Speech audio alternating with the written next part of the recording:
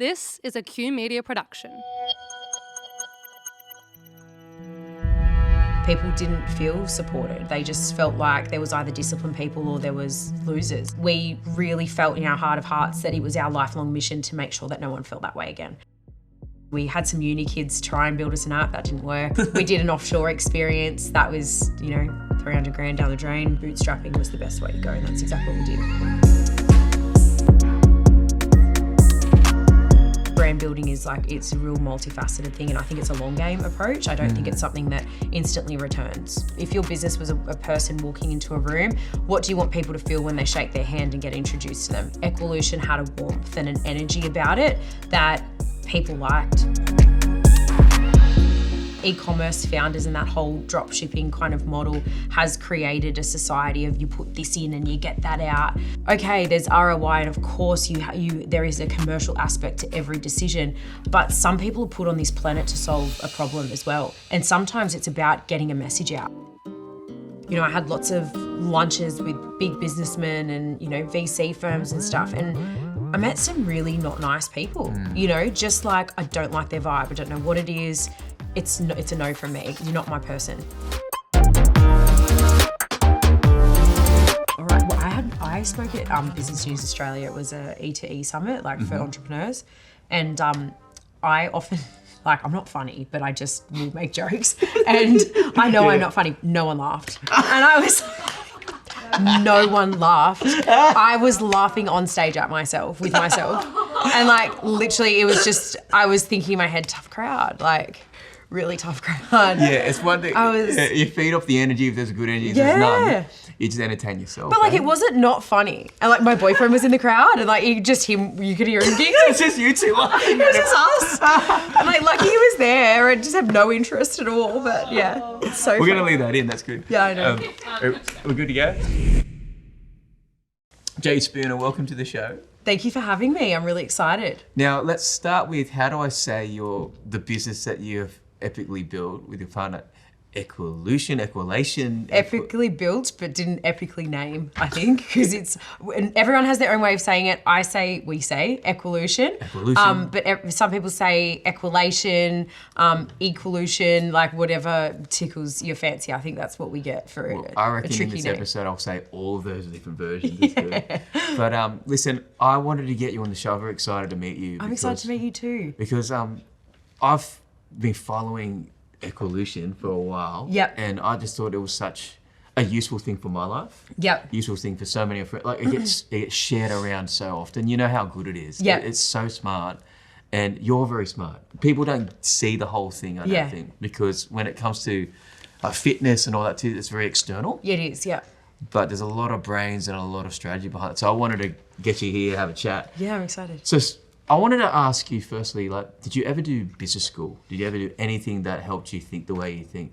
No, I was always from a young age, I was relatively academic. I wasn't the smartest kid in my class, but had something going on, and when I left school, I did start a law degree, and I'm actually 4/5 of a lawyer. So if you need one that's at that level. Mike Ross or Harvey Specter? I don't know.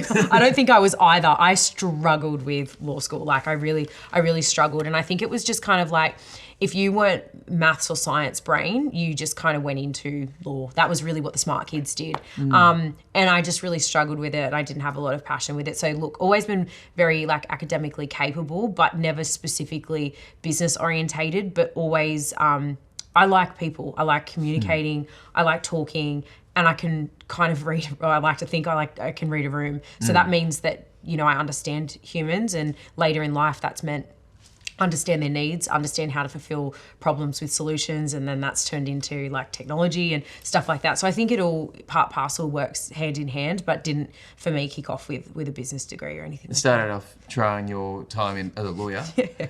What was I going to do with that? Truly, I hate the space. I don't know, man. There's a few things you can do. You can be a solicitor. Yeah, I know. Which is it's boring work to me as well, from my mind and a lot of entrepreneurial a lot of mind. creatives as well. But to be honest with you, I did say when I did put myself through law, I hope one day I'll have my own law firm. So I was speaking like that at 18. So yeah. That's awesome. And when you realise that law wasn't your thing. I mean, there's so many transferable things now you probably use every day. Heaps. Yeah, even just like even language. ChatGPT is making me a little bit redundant at the moment, but I'm really good with it. I do. I think there's some inaccuracies, and I think it is only as good as the questions that you ask it, obviously. So there does need to be some thought and intention behind it. But overall, I'm a strong copywriter, and one day I'm probably not going to be needed in that space. So it does pose some good opportunities in that space. But yeah, look, like even the copywriting side of things, structure, language, there is a lot of learnings that I definitely took from that degree that came through later in life too. So everything for a reason, I always say. Yeah, nothing's a waste of time. Yeah, I think there's old Japanese philosophers always say, like, when you learn one thing, use 10,000 times. Yeah, true.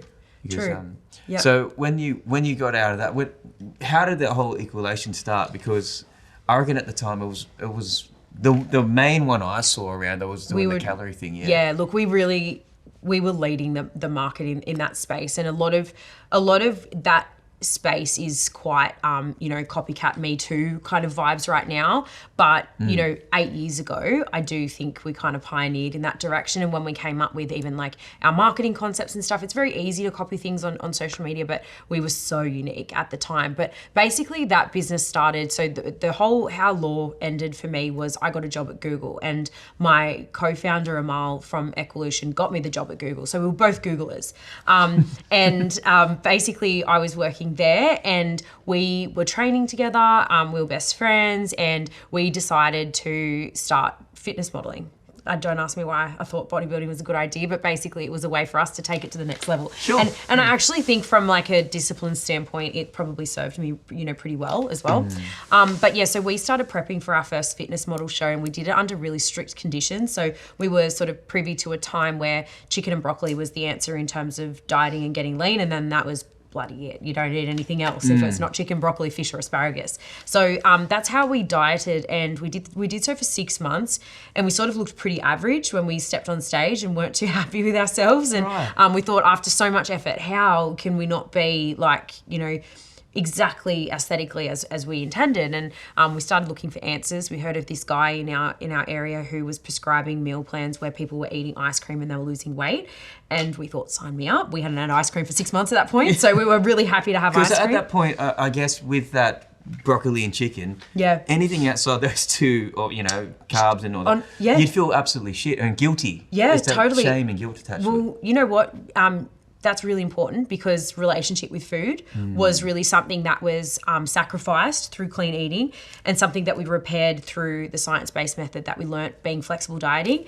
And we really felt in our heart of hearts that it was our lifelong mission to make sure that no one felt that way again. So that is how Equalution started. So essentially what happened was we were working with this coach, and he had lots of clients that needed meal plans to be written, and we took a real knack for creating things that were typically unhealthy and making them macro friendly. So we took the challenge with everything. Our mum's lasagna, Amal's mum's Lebanese cooking. Like, we just would try and make it macro friendly. And then we developed a real knack for it. And our coach saw that, and he asked if we'd like to write meal plans for his clients. So originally the three of us started, and then we saw such an opportunity and potential with it. We're working full time at Google, and we thought, imagine if we could do this full time. Like, right at that moment, I think we're taking $800 a week each on the side. And we thought, imagine if we just doubled down and did this, with all of our heart, soul, and focus.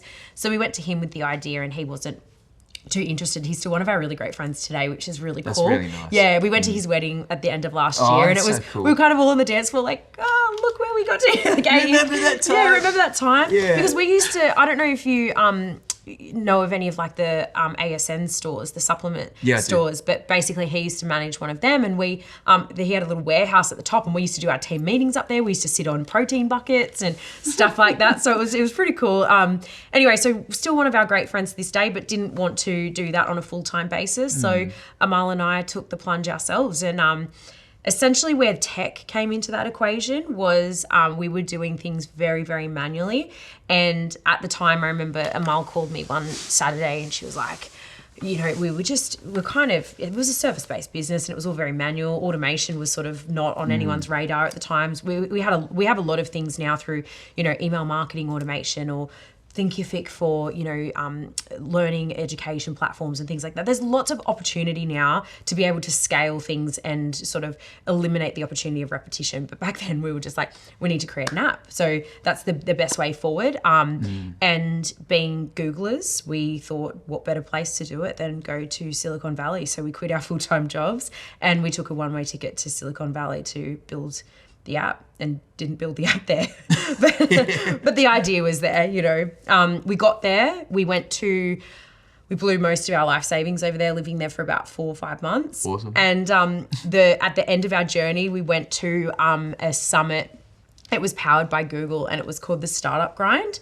And we heard you wouldn't get that caliber of entrepreneurs in the same room again these days. I think it was just a really unique time. We heard founder of Twitter, founder of Uber, Lyft, like all in one room, and heard from them all. And if there's anything that we felt after that day was just that we were on the same journey, and we could kind of tell that we're at the start of where they began identifying problem, validation. So we just thought, we know the market best back home. Let's get on a plane and come back home and just start building this business. And we did that. Yeah, that's really interesting about going from service-based to then that, because I can imagine if you were back in the early days where people say, hey, Jade, can you guys make us a meal plan? And you're like, great. And you have to sit down, get your spreadsheets and all that. Get your spreadsheets, get them to fill the questionnaire, would funnel through to us, we'd pull up the data, we'd input it into a CRM. It was just like a living nightmare. And look, to be honest with you, when we came home, we knew exactly what we needed to do, and then we had the problem of money. Apps to build were, so expensive. Well, they still can be up to, $500,000 essentially. And we just thought, oh God. So we chanced our hand and we went into an accelerator program at Sydney University. It was called Incubate. I think it still exists today. We met some great mentors and we kind of got pointed in the right direction. We had some uni kids try and build us an app. That didn't work. And then we did an offshore experience. That was, $300,000 down the drain. That didn't work either. The algorithms were way off. So you could generate a meal plan. It would have like a litre of milk and like 20 grams of cereal. It was just like, didn't work. Close, guys. Yeah, close, but not quite. Not quite what we envisioned. So yeah, we had a crack twice before just deciding that building the revenue to be able to support a reinvestment and bootstrapping was the best way to go. And that's exactly what we did. Yeah, that's interesting. There's a science and techie part of this, which is like really important because it's about building a business that can scale beyond you. Yeah, totally. But also what I'm really interested in is the relationship, tapping into what your business really is to the customer. Yep. So at face value from social media, the very face of the person. Yep. People are like, oh, it's very useful. You show me that I can have this, eat this, and not just have chicken and broccoli. Yep. So what would you say really Equalution is to the customer? It's not just a meal eating plan, because that's the literal definition. Yep. What is it? You know what? Important question. I think there is that literal component. It is a science-based nutrition plan that is tailored to the individual and their food preferences. But I think in terms of the relationship between the consumer and the brand, it's been way more than that. It's been a utility platform. It's been an accountability platform. It's been a community to be a part of whilst on a health and fitness journey. And it's been support, I think at the time when we did, first come out, especially, there was a lot of coaches that were so adamant on telling you what you can't have and what you can't do. And that was sort of the general consensus of health and fitness. It was like, well, what are the don'ts? Where we were so focused on, how to create a diet around a lifestyle rather than a lifestyle around a diet, because there was definitely a difference in, attitude and the market at the time to now. People have less care factor now. Like, I think we're more health and wellness conscious than we are obsessed on our weight. That has been a transition, I feel, culturally. But yeah, we were definitely coming out at a time where people didn't feel supported. They just felt like there was either disciplined people or there was losers, and they kind of identified with, well, if you can't stick to a plan, like, what am I? And it depreciated self-worth. Because there's gaps in the market there's gaps in the market in the sense of, there's no one servicing this type of audience, but there's also gaps in the market in terms of messaging. Yeah. Like the narrative. For sure. And so, for example, the literal explanation of a home loan would be like, we're selling 30-year loan to residential loans at a certain rate. No one signs up for that necessarily. The real what Boris would say, you know, in my mind would be they sell hopes and dreams. Yeah, so true. There's a heart and soul version. Yeah. So for what we do with personal branding and all that, it's not just selling a process that can earn you revenue and more profile. It's actually finding an identity. Yeah, for sure. It's locating your identity that best fits the market. So that's the uncopyable part of it. Yep. For Equalution, it's like, in my mind, brand is a big part of it. You have to help people survive or thrive. Yep. So either you help protect them and warn them about, hey, listen, this is going to happen if you don't do it. And or you've got, this is the path where you can have a better life. Yeah, definitely. At the time, the narrative in your industry was just doom and gloom. Like, if you want to get fit, you just only have these things. It's very strict. And then restrictions create guilt. And it was very Goggins' approach. It was like, what do you want? The easy, and it's like, no, aggressive, stop. Like, you know, people are human and they muck up and they make mistakes and they drink too much or they eat too much. And it's just sort of about equipping people with the tools to be better, not perfect. And I think that's what the ethos of the company definitely was. And it was, you know, I always describe branding to my clients as, what do you want people to, if your business was a person walking into a room, what do you want people to feel when they shake their hand and get introduced to them? You know, that's what I explain. And I think from that standpoint, I think Equalution had a warmth, and it has a warmth and an energy about it that people liked. They liked it, and I think that was sort of something that we're really proud of. Yeah, and I got to congratulate on that. It really does translate. It's like part of Australian culture. Yeah. Like it's not exclusive to the elite. Yeah. Or to anyone else. And I think to that point with what you found with brand and then marketing, some people might have that question that listen, like, well, I think when you start with brand, it's good because then you know exactly you're not going to be a cheap copy of someone else. Yep. How much value and time and investment have you put in the brand? And then you got your marketing as well on top. Yeah, I mean, look, a lot of endeavors are brand building exercises. Like, you'd even know from a marketing standpoint, there's often things that you do that you know you're not going to return on an investment from a monetary standpoint, but there's an awareness piece, there's an identity piece around it. So there was definitely a lot of those strategic decisions made over time, you know, social contributions and, you know, getting behind certain things because this is who we are and this is what we believe in versus, like, you know, what's the return on investment type thing. Yeah, like, can we touch on that for a second? Yeah, sure. I think that's to some people that is a misunderstanding. Yeah. It's like, because with that strict ROI thing on, if I'm going to put money here, I want to get this. Brand's a tricky one. Yep. Because it's not the right route, in my view, and I think we're aligned on that. It's not the right way to approach it. Because it's not apples for apples, right? Yep. So what would you say to the question of, Jade, what am I going to get on a return on investment for putting $50,000 in my brand? Well, I think I would ask, what are you trying to achieve with that $50,000? Is it conversions on the other side? Do you want to, you know, make more people aware of who you are and what you're about? I think intent is a really good direction to go in. And I think the normality of a lot of entrepreneurs these days is to be quite fixated. I call it the drop shipping era, because I think the e-commerce kind of, not to stereotype or anything, but I think e-commerce founders and that whole drop shipping kind of model has created a society of you put this in and you get that out. But like, for a lot of entrepreneurs, we lead with heart and soul, and we want to leave a legacy. We feel passion like nothing else. There's ideas that keep us awake at night and problems that we feel an inherent responsibility to solve. And it's like, okay, there's ROI, and of course there is a commercial aspect to every decision, but some people are put on this planet to solve a problem as well. And sometimes it's about getting a message out. You know, sometimes it is not about the conversion on the other side.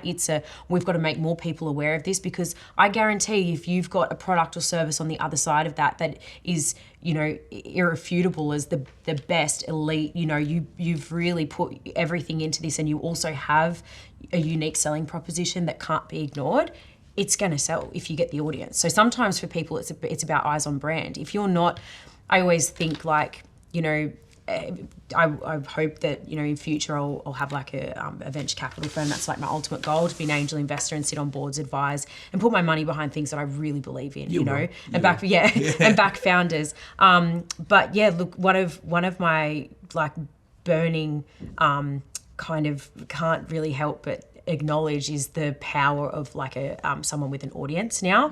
You know, like some people are just that far ahead and they don't realize because they've got people that are hook, line and sinkered viewing them on the other side. So I think from an investment standpoint, if you dropped a product or you know, created a brand that is an extension of, you know, a byproduct of you and what the whole audience has been, you know, dragged along to view in the interim, there is almost a really guaranteed success. But then there's other people on the other end of the spectrum that, you know, like I'm a small suburban girl. I didn't have a following. I didn't know anyone. I didn't have famous friends or anything like that could pump my product or service. So That's why personal branding is so important. It and is, that's why, like you said, audience building is an asset. Yep.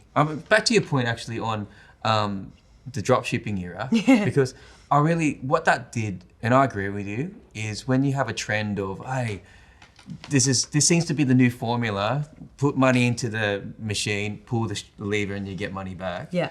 It dehumanizes all marketing. Yeah, it does. I'm really into humanized marketing. Yeah.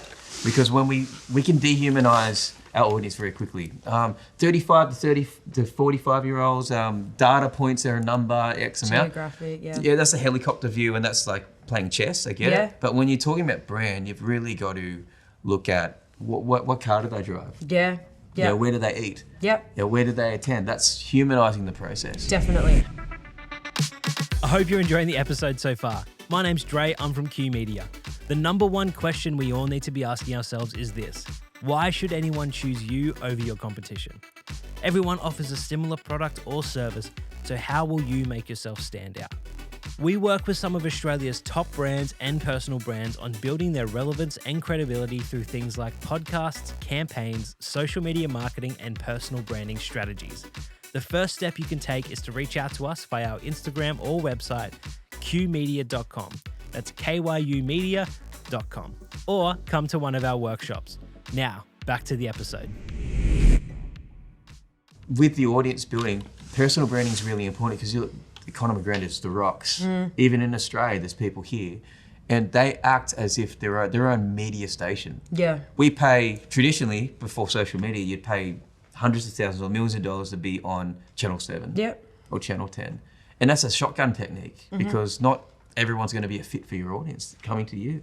But with people building their profile up, they are crushing Fin Review. Yep. They probably get more views and have more trusted audience than Fin Review than anyone. But the power is when you attach, say, your profile to partnerships. Definitely. So in our model, one of our 5 Ps is you go from, you got to know your pitch. You got to publish, because publishing content, things creates an audience. Then you got to publicize, you got to productize, you got to build a profile, but the top is partnerships. You connect that audience to a fashion label, or you start your own whiskey brand, but you become bloody the bee's knees. Yeah, totally. Kendall Jenner, great example. You know, audience sold tequila, killing it. You know, obviously they've got a lot of she's got capital behind her to really execute that well. But it's true, if you've got eyes on you, and that eyes on you are essentially consumers, and if you really know those consumers super well, I think putting anything out there becomes a little simpler. But there are people on the other side of that. So if you talk about back to that 50K example, I'd look at the context, like what sort of audiences do you have, and is achieving more eyes on brand something that you're wanting to achieve? Because then in that case, that 50K might not translate into immediate conversions, but there's an awareness that you just kind of nurture those leads for some time, and you've got conversion on the other side of that. So I think brand building is it's a real multifaceted thing, and I think it's a long game approach. I don't think it's something that instantly returns. Yeah, I agree with that. So some quick fire questions here. Like when it comes to brand and marketing, from what you've seen, and you've done this really well with equalization, what have you found has really helped build your brand and also market really well? Partnerships and collaborations, for sure. So, I always say with partnerships and collaborations, start with the intent of just, brand exposure. You're not asking for a dime at that point. You just, if in our space, it was the food space. So, we would create recipes, tag Chobani, tag Arnott's, tag Breville, whatever, and just hope for exposure of their audiences on the other side. the more that you do that, you start building relationships with those brands. Chobani sends you a PR pack. Chobani sends the team yogurt. Chobani says, if you've got a giveaway, we'd happily sponsor it. And then Chobani says, oh, you've grown to X amount of followers. You know, maybe we could do a paid partnership collaboration or something like that. I'm not throwing Chobani under the bus. That was just an example. But yeah, it did not expose you too much. But yeah, that's sort of really what grew our platform and also our brand as well, was partnerships with brands and then partnerships with individuals. Now, I know influencer marketing and you know, content creation, it is a dead horse that's been flogged dozens of times in today's day and age, but there is also a lot of authenticity that is still, you know, there's opportunity there for sure. And we just got off on the back of really you know, things that aligned from a person to brand perspective. So, you know, we would watch influencers, not even calling them influencers back in those days, but we would watch certain people and watch them like a hawk, hear them talk about food, you know, snap and share diet, health, fitness, what they're eating in a day and stuff like that, and sort of just slide into the DMs and say, look, we've got this program, you can have your favorite foods, it's all tailored to your body, your scientific needs, and you can still enjoy your foods you love. You said you know, you've been avoiding sugar. Well, we can incorporate in a really balanced approach, like those chocolates that you're trying to avoid at the moment, etc. And eventually we just had people not even requesting payment or anything like that, but just wanted to use the service and the platform. And yeah, we've really built our audience that way as well. Once again, I think this is a theme coming up with this conversation, as things is like relationship building.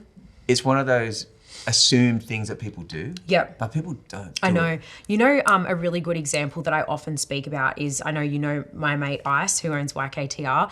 Ice said something to me once that I always reshare because I just think it's so valuable.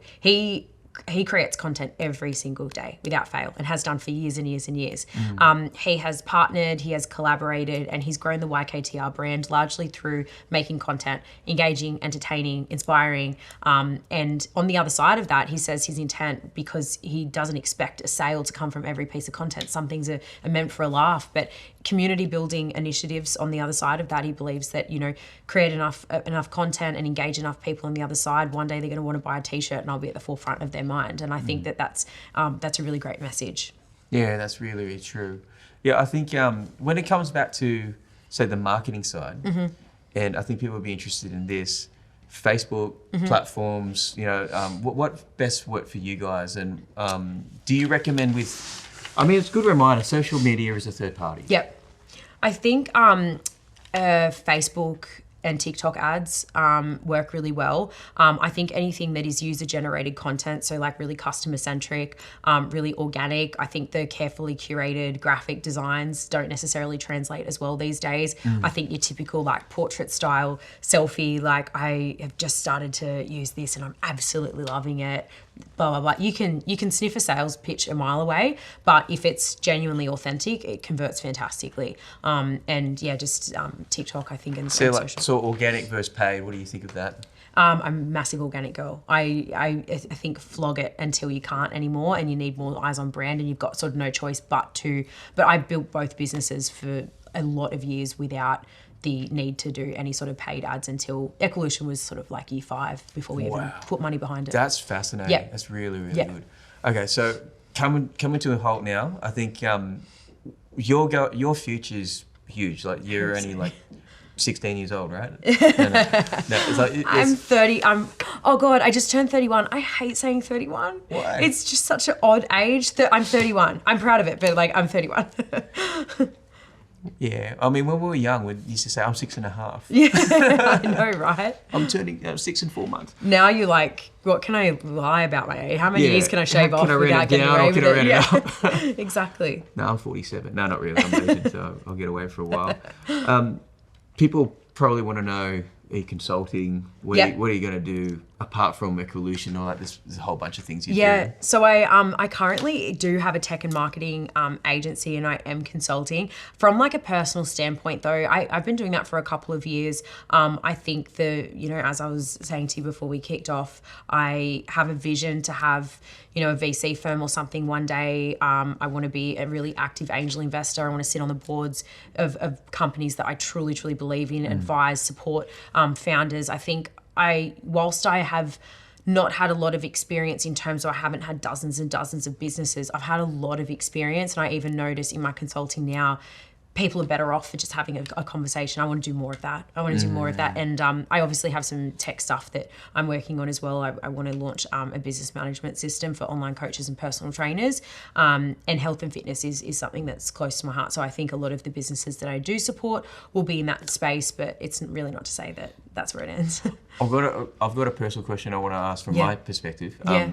The more success I have received, and the more you climb up the ladder of where you're going to your goals, the more grander the temptations are to be able to be sidetracked or distracted. In the forms of partnerships, people want to throw, like saying no to $10,000, $50,000, $100,000 deals because it's going to take you away.